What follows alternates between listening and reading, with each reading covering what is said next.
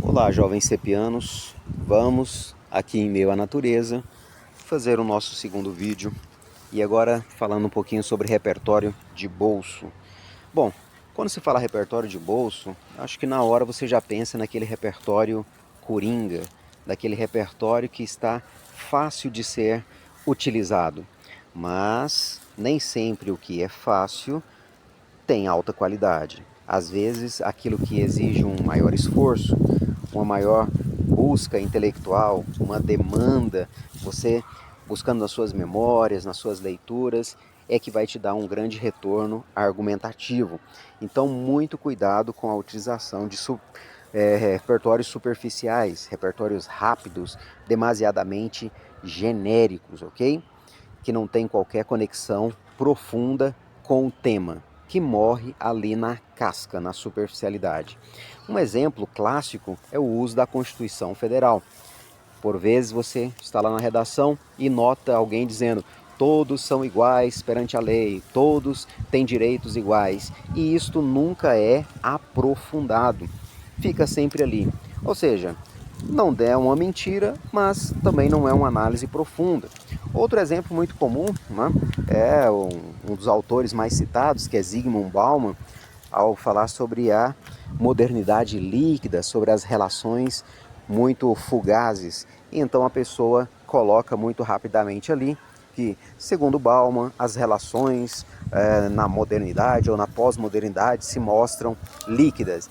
E ele coloca um ponto final e muda de assunto. Isso não vai fazer nenhum milagre na sua argumentação, ok? E outro também que é recordista de utilização de maneira superficial é o próprio Paulo Freire. Quando se fala de educação libertadora, coloca lá, Paulo Freire defende uma educação libertadora e o raciocínio não continua. Não é porque o tema é educação que eu vou jogar essa frase de maneira rápida, superficial e garantir uma nota de repertório cultural. Muito, muito cuidado com isso, ok?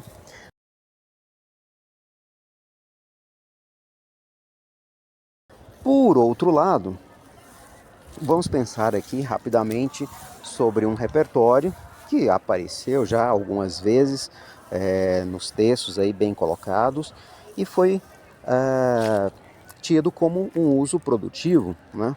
Um repertório bastante pertinente. Por exemplo, Charlie Chaplin. Ora, no filme Tempos Modernos, você percebe ali uma reflexão crítica sobre a exploração do trabalho, né, sobre a precariedade das relações trabalhistas no mundo atual, sobre a maquinização do trabalhador, essa alienação do trabalho.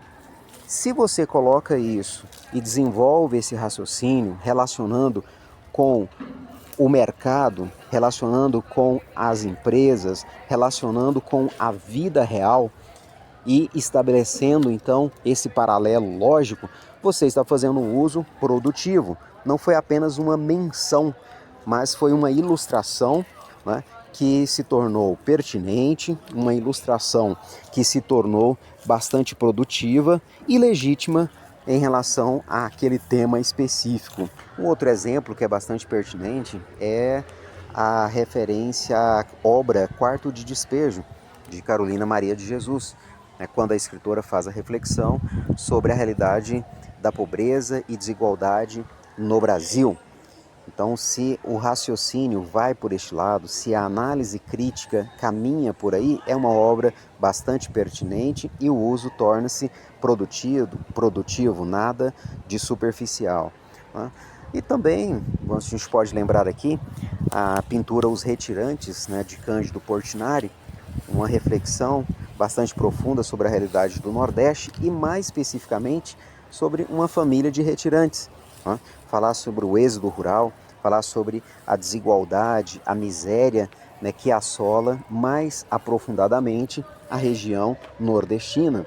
Então, aquela tela, né, aquele quadro faz uma reflexão sobre isso. E se o assunto é este, se você vai desenvolver o seu raciocínio seguindo esta linha, é um repertório bastante oportuno, bastante pertinente. Tá? Bom, de maneira rápida então, não se esqueça, fuja dos repertórios que são genéricos, das frases de efeito, não vão te conceder nota alguma daquele repertório que está no seu bolso e você quer utilizar em todos os temas. Isso não existe. Concentre-se nos repertórios que são específicos para aquele tema, que fazem uma reflexão aprofundada, crítica e não vacile.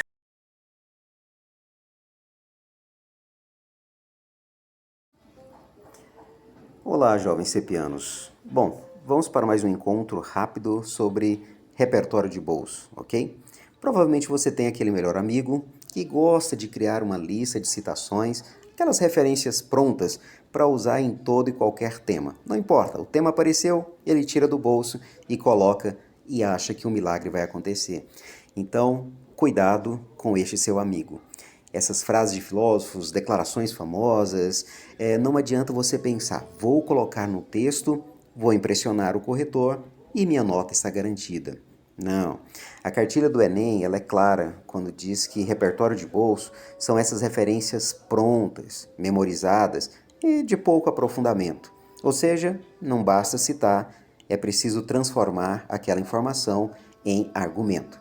Estava lembrando aqui de alguns exemplos, falar rapidamente, que eu já vi. Por exemplo, citando a série Black Mirror, quando se fala de tecnologia, mas sem aprofundamento, bom repertório, deu em nada. Ou a Constituição Federal de 88, né, quando se fala de direitos humanos, cita-se lá, a Constituição garante direito a todos e para por aí, também não vale nada. Ou quando se fala de controle social, né, da mídia ou de outro mecanismo que seja, cita-se 1984 de George Orwell, mas sem aprofundamento, perdeu também o repertório. Ou ainda sobre cultura de massa ou indústria cultural, cita-se a escola de Frankfurt, mas não passa disso. É uma citação superficial e perdeu-se um ótimo repertório. Cuidado com este comportamento, não vá por esse caminho, abandone este seu amigo. Por favor, pense nisso. Bang, bang.